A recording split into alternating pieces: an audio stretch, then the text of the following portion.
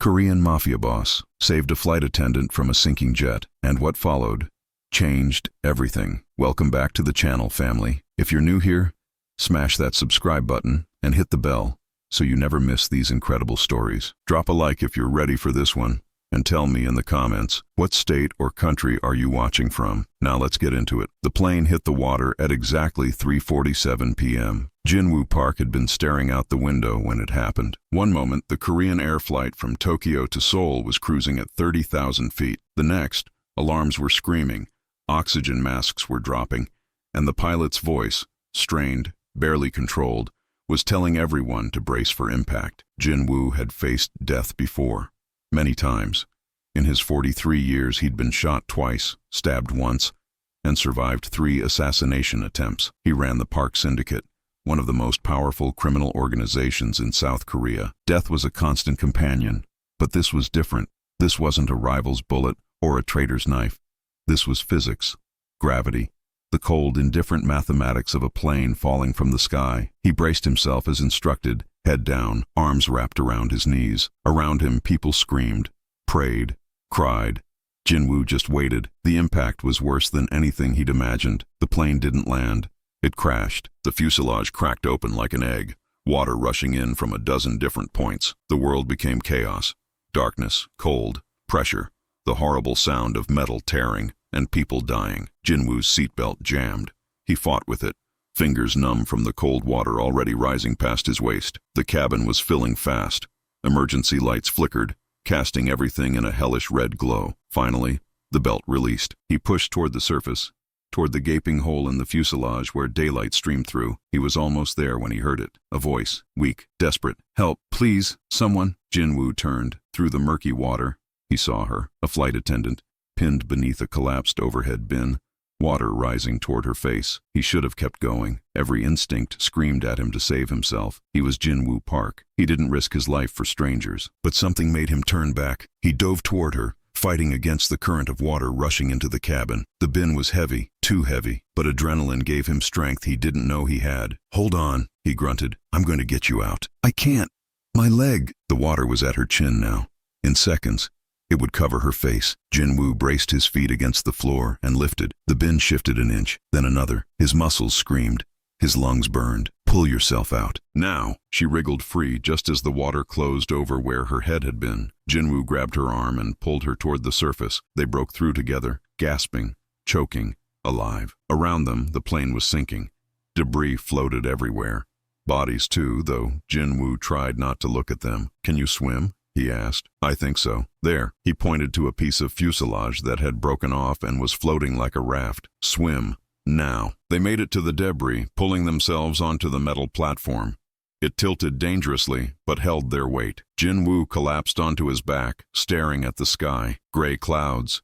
The distant wail of emergency sirens. They'd crashed somewhere in the Sea of Japan, maybe 20 miles from the coast. "Thank you," the woman said, her voice shaking. "You saved my life." Jinwoo turned his head to look at her. She was young, late 20s maybe, black hair plastered to her face, uniform torn, eyes wide with shock, but still sharp, still aware. "What's your name?" "Suyeon. Min Suyeon." "Jinwoo." "Just Jinwoo, for now." She laughed, a strange, broken sound. "For now.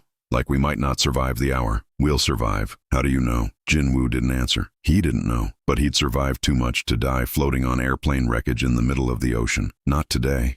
Not like this. The rescue boats arrived 3 hours later. By then, Jinwoo and Suyeon had drifted closer to shore, pushed by currents and tide. They'd found 2 other survivors clinging to debris, an elderly Japanese man and a Korean teenager who'd been traveling alone. The 4 of them huddled together on their makeshift raft, sharing body heat, waiting for help that seemed like it would never come. When the Coast Guard finally arrived, Jinwoo felt something he hadn't experienced in decades: relief. They were taken to a hospital in Busan. Jinwoo's injuries were minor: cuts, bruises, mild hypothermia. The doctors wanted to keep him overnight for observation, but he refused. "I need to make some calls." "Sir, you were just in a plane crash." "I'm aware. My phone." They brought him his belongings. Waterlogged, mostly ruined, but his satellite phone had survived. It was designed to. He called Sang-hoon, his second-in-command. "Boss." "We saw the news. Thank God you're alive." "Barely. I need extraction." Busan National University Hospital. Quiet. No attention. Understood. 2 hours. Jin-woo hung up and sat on the edge of his hospital bed, staring at the wall. 147 people had been on that plane. Early reports suggested fewer than 30 had survived. He thought about the flight attendant, Soo-yeon. She'd been taken to a different ward. More serious injuries. A broken leg from the overhead bin. He should leave, disappear back into his world, forget any of this happened. But he found himself walking through the hospital corridors, asking nurses for directions, until he found her room. She was awake. Her leg was in a cast, suspended by a pulley system. IV lines ran into her arm, but her eyes lit up when she saw him. Jin-woo, how are you feeling? Like I was in a plane crash. She smiled weakly. You came to check on me. I wanted to make sure you were okay. I'm alive. Because of you. He shifted uncomfortably. Anyone would have done the same. No, they wouldn't have. I saw people swimming right past me. You're the only one who stopped. Jin-woo didn't know what to say. He wasn't used to gratitude. In his world, people feared him, obeyed him, but they didn't thank him. I should go, he said. I just wanted to see that you were all right. Wait. She reached out, touching his arm. Will I see you again? I don't think that's a good idea. Why not? Because I'm a criminal. Because knowing me puts you in danger. Because I don't deserve the way you're looking at me right now. It's complicated. Everything is. That doesn't mean we have to run from it. A nurse entered, breaking the moment. Sir, visiting hours are over. Jin-woo nodded. He turned to leave, but Soo-yeon's voice stopped him. Room 304. That's where they're transferring me tomorrow, in case you change your mind about complications. He didn't respond. Just walked out, but he memorized the number anyway. Sang-hoon arrived exactly 2 hours later, as promised. 3 men, 2 vehicles, completely inconspicuous. Boss, you look like hell. I feel worse. They drove through the night, back to Seoul, back to the world Jin-woo had built, the world he understood. But something had shifted, some piece of him that he couldn't quite identify. He kept thinking about the crash, about the moment he'd decided to turn back, about Soo-yeon's eyes when she realized she wasn't going to die. Boss? Sang-hoon was looking at him strangely. You okay? Fine, just tired. The news is calling it a miracle. 31 survivors out of 147. They're saying the pilot managed to guide the plane down at just the right angle. The pilot died, I know, but he saved lives. His and a lot of others. Jin-woo stared out the window. Seoul's skyline was appearing on the horizon, familiar and cold. What caused it? He asked. The crash. Still investigating. Engine failure, they think. Maybe maintenance issues. Find out. Everything. I want to know exactly what happened. Sang-hoon looked surprised but nodded. Understood. Jin-woo didn't know why he cared. Didn't know why he needed to understand every detail of a disaster he'd barely survived. Maybe because it reminded him that death didn't care about power or money or reputation. Death came for everyone, even Jin-woo Park. And when it came, what would he have to show for his life? 2 weeks passed. Jin-woo threw himself back into work. There were always fires to put out, rival organizations making moves, police investigations to deflect, business opportunities to pursue. But at night, when the world was quiet, he thought about Soo-yeon. Room 304. He hadn't gone back, hadn't called, hadn't tried to find her, but he'd had his people look into her, quietly, carefully. Min Soo-yeon, 28 years old, flight attendant for Korean Air for 6 years, grew up in Daegu, raised by a single mother who worked in a garment factory, graduated from university with a degree in hospitality, but took the airline job because it paid better. No serious relationships, no criminal connections, just an ordinary woman living an ordinary life, until a plane fell out of the sky, and Jin-woo Park happened to save her. You're distracted, Sang-hoon observed during a meeting. I'm fine. With respect, boss. You're not. You've asked me to repeat 3 things in the last hour. That's not like you. Jin-woo rubbed his eyes. The crash, it's affecting me more than I expected. You survived a disaster that killed over 100 people. It's normal to be affected. I don't do normal. Sang-hoon hesitated. Can I speak freely? Since when do you ask permission? Since you started looking like you might bite my head off. Jin-woo almost smiled. Go ahead. I've known you 15 years, boss. I've never seen you like this. Whatever happened on that plane, whatever changed, maybe it's not a bad thing. Maybe it's worth exploring. Exploring what? Whatever you're running from. Jin-woo thought about that for a long time after Sang-hoon left. On the 18th day after the crash, Jin-woo went back to Busan. He told himself it was for business. There were syndicate matters to handle, people to meet. But the truth was simpler and more complicated at the same time. He needed to see her again. Finding her wasn't hard. She'd been discharged from the hospital, but was staying with her mother in Daegu while she recovered. Jin-woo drove there himself. No security, no entourage. The address led him to a small apartment building in a working-class neighborhood. Laundry hung from balconies. Children played in the narrow streets. It was a world away from Jinwoo's penthouse in Gangnam. He sat in his car for 20 minutes, trying to decide if this was a mistake. It probably was. He went anyway. Soo-yeon answered the door on crutches, her broken leg still in a cast. Her eyes widened when she saw him. "Jinwoo, you gave me a room number. I'm 18 days late, but I'm here." She laughed. That same broken, beautiful sound from the wreckage. "You actually came. Did you think I wouldn't?" "Honestly, yes. You seemed like the type who walks away and doesn't look back." "I tried. It didn't work." She studied him for a moment, then stepped aside. "Come in. My mother's at work, so you'll have to settle for my terrible tea." The apartment was small, but immaculate. Photos on every surface. Soo-yeon as a child, graduation pictures, family gatherings, a shrine in the corner with incense and a photo of an older man. "Your father? He died when I was 12.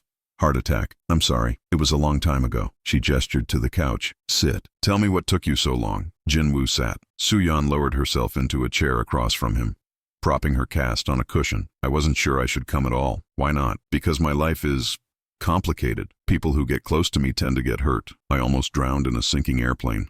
I think I can handle complicated. This is different." "Different how?" Jinwoo hesitated. He could lie.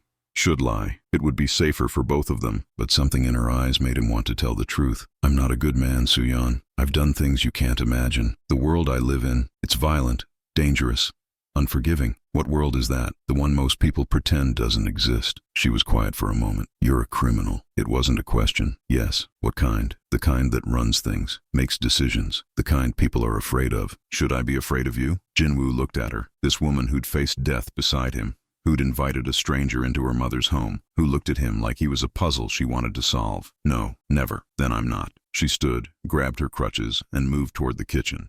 "I'm making tea. You can tell me everything or nothing. Your choice. But you came here for a reason, and I don't think it was to scare me away." They talked for hours. Jinwoo told her more than he'd told anyone in years. Not everything, not the worst of it, but enough. How he'd been pulled into this life as a teenager. How he'd risen through the ranks. How power had become a cage he didn't know how to escape. Soo-yeon listened without judgment, asked questions, pushed back when something didn't make sense. "You sound like you hate it," she said finally. "I do, sometimes, but it's all I know." "That's not true. You knew enough to save my life. That wasn't a crime boss pulling me out of the water. That was just you." "Maybe, definitely." She leaned forward. "Can I tell you something?" "Of course." "When I was underwater, pinned, watching the water rise toward my face, I thought about my mother, about how she'd already lost my father, and now she was going to lose me too. I thought about all the things I'd never done, never said, never tried because I was too scared or too practical or too whatever." She met his eyes. "And then you appeared, out of nowhere, this stranger who had every reason to save himself but didn't.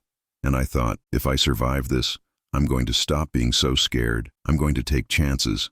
Live. Is that what this is?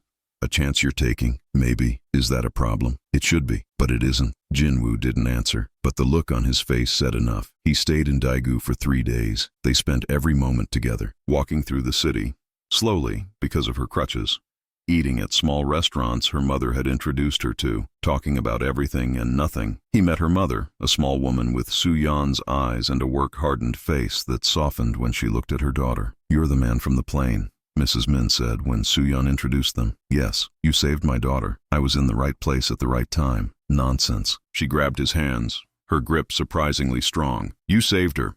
Whatever else you are, whatever you've done, you saved my only child. That means something." Jinwoo didn't know what to say. In his world, people didn't thank him for saving lives. They thanked him for destroying them. "Thank you," he managed. Mrs. Min nodded, satisfied. "Stay for dinner. I'm making kimchi jjigae." It wasn't a request. Hey family, quick reminder. If you're enjoying this story, make sure you're subscribed and drop a like.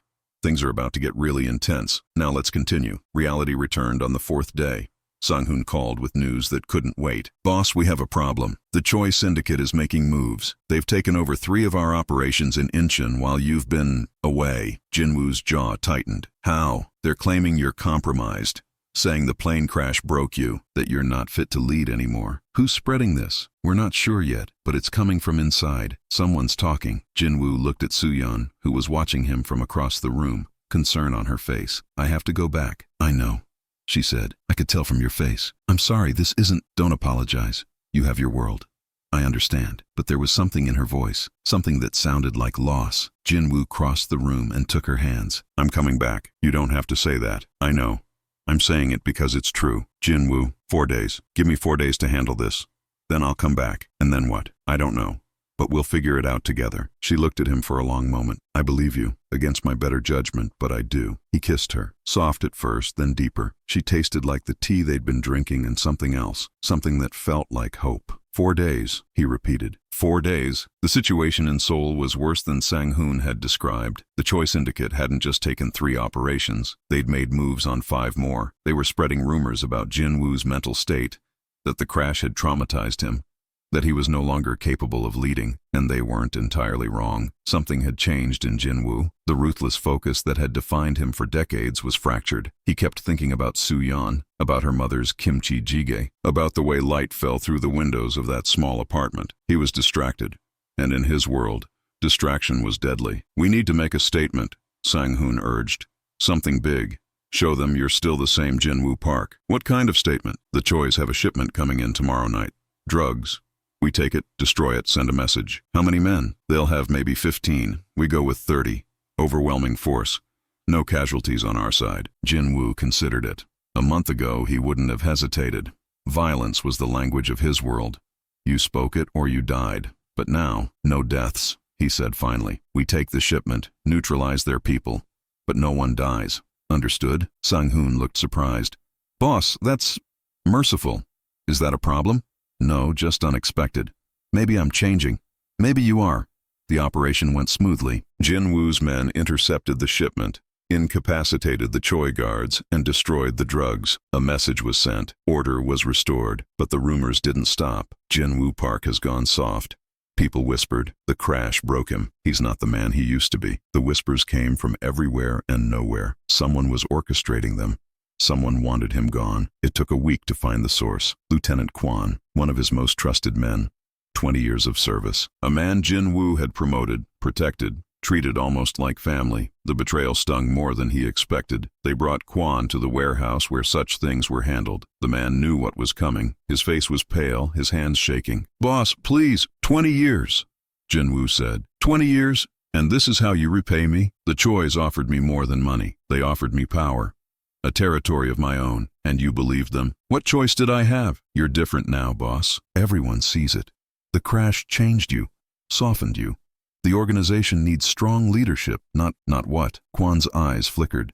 Not a man who's distracted by a woman. Jinwoo went very still. What did you say? We know about her. The flight attendant. We know you've been visiting her in Daegu. We know you're compromised. The temperature in the room seemed to drop. Who else knows? Just me, for now. But the Chois are interested. A vulnerability like that, Jinwoo hit him, hard. Once. Kwon fell, blood streaming from his nose. If anyone touches her, Jinwoo said, his voice deadly quiet, if anyone even looks at her wrong, I will burn the Choi organization to the ground, and then I will burn whoever's left. Do you understand? Kwon nodded frantically. I understand. I understand. I won't tell anyone. I swear. Jinwoo looked at him for a long moment. The old Jinwoo would have killed him, would have made an example that no one would forget. But the old Jinwoo was dying, had been dying since he turned back in that sinking plane. Get him out of my sight, he told Sang-hoon. Put him on a plane to somewhere far away. If he ever comes back to Korea, then we'll have a different conversation. You're letting him live. I'm trying something new. Sang-hoon didn't question it, just nodded and signaled for the men to take Kwon away. After everyone left, Jinwoo sat alone in the warehouse, thinking about what Kwon had said. A vulnerability. Soo-yeon was a vulnerability, a weakness his enemies could exploit. The smart thing would be to walk away, never see her again, protect her by disappearing from her life. But Jinwoo was tired of being smart, tired of living by rules that kept him safe but left him empty. He wanted more than survival. For the first time in his life, he wanted to live. He went back to Daegu, not 4 days as he'd promised, 7, but he went. Soo-yeon was waiting for him. Her cast was off now, replaced by a walking boot. She could move more easily, though she still limped. You're late, she said when she opened the door. I'm sorry. Things were complicated, I know. She pulled him inside and kissed him before he could say anything else. I was worried, she admitted when they finally came up for air. I'm fine. You don't look fine. You look like you haven't slept in a week. I haven't. She led him to the couch and sat him down. Stay here. I'm making you food. Soo-yeon, you can tell me everything after you eat, but right now you need rest. He didn't argue. Couldn't. The exhaustion was hitting him all at once. The weight of everything he'd been carrying. He fell asleep on the couch waiting for food. When he woke up, 8 hours had passed. Su-yeon was in a chair across from him reading a book. "Morning," she said. "Or evening, technically." Jinwoo sat up, disoriented. "You let me sleep. You needed it. I came here to talk to you, not pass out. You can do both. Sleep first, talk second." She set down her book. "The food's cold, but I can reheat it. Don't." "It's fine." He ate cold rice and soup while she watched him. "Something happened," she said. "In Seoul." "Something bad?" "Yes." "Tell me." So he did. Everything. The takeover attempts, the rumors, the betrayal, the discovery that his enemies knew about her. Su-yeon listened without interrupting. When he finished, she was quiet for a long moment. "So, I'm in danger now. Because of you?" "Yes. And you came here anyway. I came to warn you. To protect you. To what?" Jinwoo looked at her. "To ask you to come with me." "Come with you where?" "Seoul. My world. I know it's asking a lot. I know it's dangerous. But I can protect you there. I can keep you safe." "And what would I be doing while you keep me safe?" "Hiding? Waiting? Whatever you want. You could work, or not work. Have anything you need. I would take care of everything. Like a prisoner. A kept woman. No. Like a partner. Someone I want by my side." Su-yeon stood and walked to the window. "My mother is here. My life is here. I have friends, colleagues, a career. I know. You're asking me to give all of that up. I'm asking you to consider it. I know it's not fair. None of this is fair. No, it's not." She was quiet for a long time. Outside, the sun was setting, the apartment filled with golden light. "When I was in that water," she said finally, "drowning, I thought about all the things I'd never done, all the safe choices I'd made, all the times I'd held back because I was scared of what might happen." She turned to face him. "I don't want to live like that anymore. I don't want to be scared. But I also can't just abandon everything for a man I've known for 3 weeks. I understand. Let me finish." She crossed back to him, took his hands. "I need time. Not forever. Just time to figure out how this could work. Whether this could work. How much time? I don't know. But I'm not saying no. I'm saying give me a chance to find a way." Jinwoo looked at her hands in his. Small, strong, certain. "I can give you time, as much as you need. And you'll wait. I've waited my whole life without knowing what I was waiting for. Now that I know, I can wait a little longer." She smiled. "That's probably the most romantic thing anyone's ever said to me." "I'm not known for romance. Maybe you should be." She kissed him again, soft and slow. "Stay tonight," she murmured. "Just tonight. Tomorrow you can go back to being a crime lord." "What about your mother?" "She's working late. We have a few hours." Jinwoo hesitated. "Is this a good idea?" "Probably not, but I'm done with good ideas. I want to feel alive." He couldn't argue with that. The next morning, Jinwoo left Daegu with a promise. He would give Su-yeon the time she needed. He would protect her from his enemies, and when she was ready, he would be there. The months that followed were some of the strangest of his life. He continued running the organization, but differently, more carefully. He delegated more, trusted more, created systems that didn't depend on him being present every moment. He started building something new on the side. Legitimate businesses, clean money, an exit strategy. It would take years to complete, but for the first time, he could see a future that didn't end in violence. And he visited Su-yeon every week, sometimes more. Quick trips stolen between meetings and crises.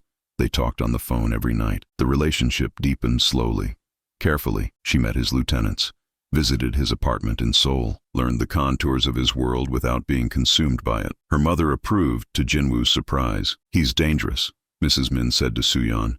"But he loves you. I can see it in the way he looks at you.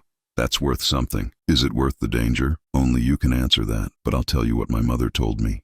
A safe life isn't always a good life. Sometimes you have to risk something to gain something." 6 months after the crash, Su-yeon made her decision. She arrived at Jinwoo's penthouse in Seoul with 2 suitcases and a nervous smile. "I quit my job," she said. "My mother's moving to a smaller apartment. She says she doesn't need the extra space anymore. I sold most of my things." Jinwoo stared at her. "You're sure?" "I've never been less sure of anything in my life, but I'm doing it anyway." "Su-yeon, I love you, Jinwoo. I've been trying not to, but I can't help it. You're infuriating and dangerous and complicated, but you're also kind and brave and somehow exactly what I never knew I needed." She set down her suitcases. "So yes, I'm sure. Terrified, but sure." Jinwoo crossed the room and pulled her into his arms. "I love you too. I know. You're not as mysterious as you think." "I'm very mysterious. You made me breakfast in bed last time I was here. With a heart-shaped pancake. That was an accident." "Sure it was." They held each other for a long time, neither wanting to let go. The first year was hard. Su-yeon had to learn a new world. Its rules, its dangers, its complexities. There were moments when she wanted to run, when the fear became too much. But Jinwoo was patient. He gave her space when she needed it, pulled her close when she needed that. He introduced her to the legitimate side of his business, let her carve out a role for herself. She started managing one of his charitable foundations. A cover, technically, but one that did real good. Scholarships for students from poor families. Support for single mothers. Medical care for those who couldn't afford it. "You're good at this," Jinwoo told her after watching her run a board meeting. "I've always liked helping people. I just never had the resources before. Now you do. Now I do." She looked at him seriously. "I want to do more. Expand the foundation. Make it real. Not just a cover, okay? Just okay? It's your project. Do what you want with it, and if it conflicts with your other interests, then we'll figure it out together." She smiled. "You're different, you know, from when we first met." "Different how?" "Softer. Happier. More human." "Is that a compliment?" "The highest one I can give." On the anniversary of the crash, Jinwoo did something unexpected. He arranged a memorial. Private, just the survivors and families of those who'd died. A ceremony on the shore where the wreckage had been recovered. Soo-yeon helped him organize it. They invited everyone. The elderly Japanese man they'd shared the debris with, the teenage girl who'd been traveling alone, families they'd never met but who'd lost parents, children, siblings. The ceremony was simple. Flowers released into the sea, names read aloud, prayers offered in multiple languages. Afterward, the Japanese man, Tanaka, they'd learned his name, approached Jinwoo. "Thank you for this," he said, "for remembering. We survived together. We should remember together. My wife died on that plane. We were flying back from her sister's funeral in Tokyo. Now I've lost them both. I'm sorry. Don't be. I had 40 years with her.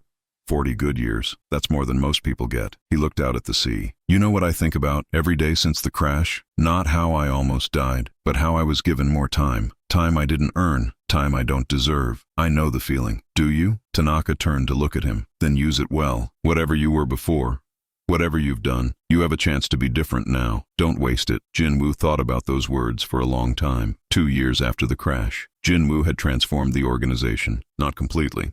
That would take more time. But significantly. The violent operations were largely shut down. The drug trade was gone entirely. What remained was gambling, some smuggling, and an expanding portfolio of legitimate businesses. His enemies had tested him during the transition. The choice had made another move, been repelled. A younger syndicate had tried to fill the vacuum, been absorbed, but Jinwoo was tired of fighting, tired of the endless cycle. "I want out," he told Sang-hoon one evening. "Out of what?" "All of it. The organization. The life." Sang-hoon was quiet for a long moment. "Is this about Soo-yeon?" "Partly, but mostly it's about me. I've been doing this for 30 years. I've made more money than I could spend in 10 lifetimes. I've outlived almost everyone who started when I did. What's the point of continuing? What would you do instead?" "I don't know. Travel, rest. Actually live the life I've been accumulating wealth for." "And the organization?" "I'd transition leadership to you if you want it. Or to a council, something that doesn't depend on me." Sang-hoon considered. "This isn't just about being tired, is it? This is about something else." Jinwoo hesitated. "Soo-yeon is pregnant." Sang-hoon's eyebrows shot up. "Congratulations." "Thank you, but it changes things.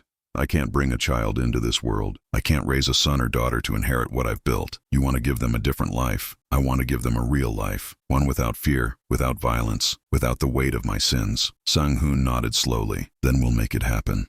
It'll take time, a year, maybe 2, but we'll find a way." "You're not going to argue? Would it change anything?" "No." "Then why waste the breath?" Sang-hoon smiled slightly. "You've earned this, boss. You've paid your dues. If anyone deserves to walk away, it's you." The transition took 18 months. Jinwoo was careful, methodical. He settled old scores peacefully, where he could.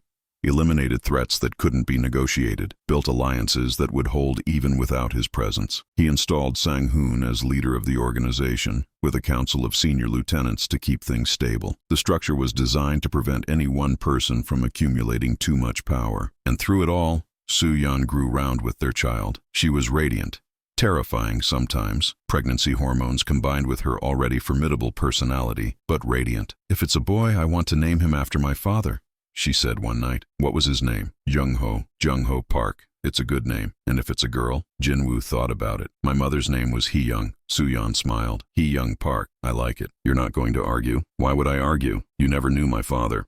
I never knew your mother. This way, they're both part of our family." Jinwoo pulled her close. "How did I get so lucky?" "You weren't lucky.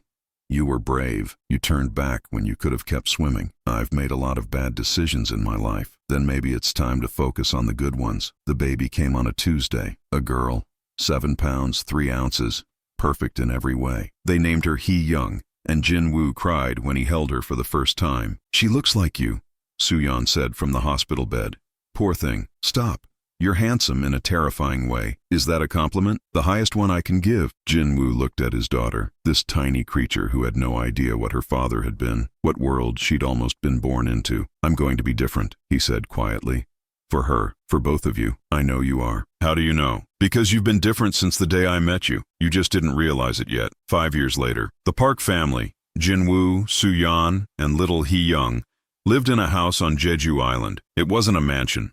Wasn't anything ostentatious, just a comfortable home with a garden and a view of the sea. Jin-woo had retired completely from the organization. Sang-hoon sent occasional updates, but Jin-woo rarely responded. That life was behind him. He spent his days gardening, playing with his daughter, cooking for his wife, simple things that he'd once thought were beneath him.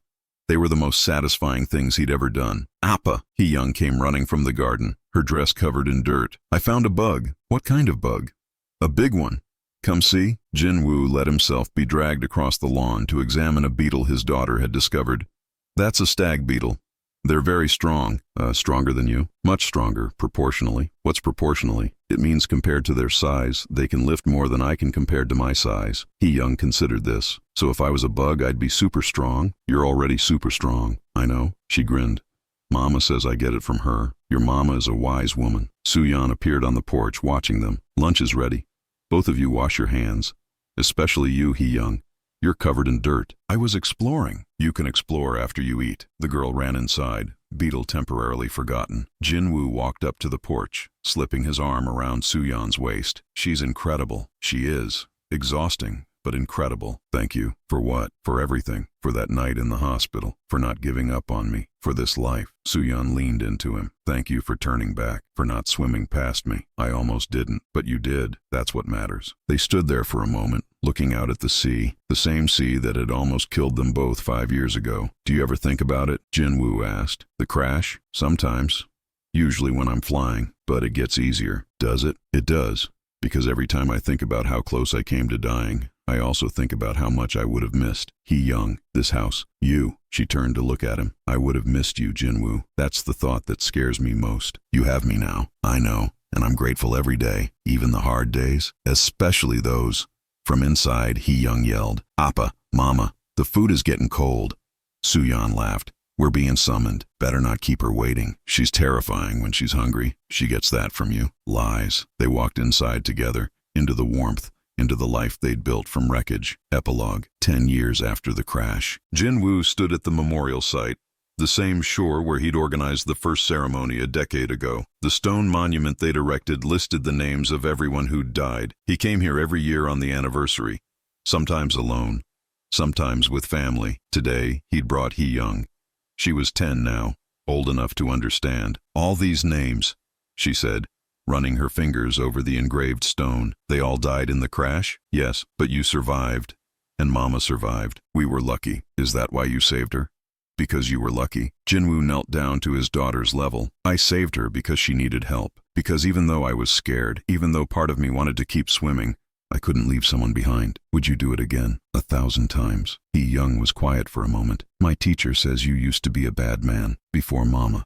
Is that true?" Jin-woo felt something twist in his chest. "Yes, I did bad things. Things I'm not proud of. But you're not bad anymore. I'm trying not to be." "How do you stop being bad?" "You make different choices. Every day. Even when it's hard. Even when the old way would be easier." "Is it hard?" "Sometimes, but it's worth it." Hee-young took his hand. "I think you're good now, Appa. Really good." "Thank you, sweetheart." "You're welcome." She looked back at the monument. "Can we put flowers?" "For the people who died?" "Of course." They placed the flowers they'd brought, white lilies for peace, at the base of the stone. As they walked back to the car, Hee-young asked one more question. "Appa?" "Yes?" "If the plane hadn't crashed, would you and Mama still have met?" Jin-woo thought about it. "No, probably not." "So, something good came from something bad?" "I suppose it did." "Then maybe that's why it happened. So you could meet Mama and have me." "Maybe." "I think so." She nodded with the certainty only a child could have. "I think everything happens for a reason." Jin-woo didn't know if that was true, didn't know if there was a grand plan, a cosmic purpose behind the chaos of existence, but he knew this: he had been drowning, in more ways than one, when that plane hit the water, and somehow, impossibly, the crash had saved him, not just his body, his soul. He looked at his daughter, this miracle he didn't deserve, thought of Soo-yeon waiting at home, probably making dinner, probably singing off-key like she always did. Everything happens for a reason, maybe, or maybe not. But either way, Jinwoo was grateful. He was home, and home had found him. Family, thank you so much for watching until the end. If this story touched your heart, smash that like button and subscribe if you haven't already. Share this with someone who needs to hear it. Drop a comment and let me know what you thought. And don't forget to hit the bell so you never miss our next story. Until next time, take care of each other. And remember, sometimes the worst moments of our lives become the beginning of our best ones. You never know when everything is about to change. See you in the next one.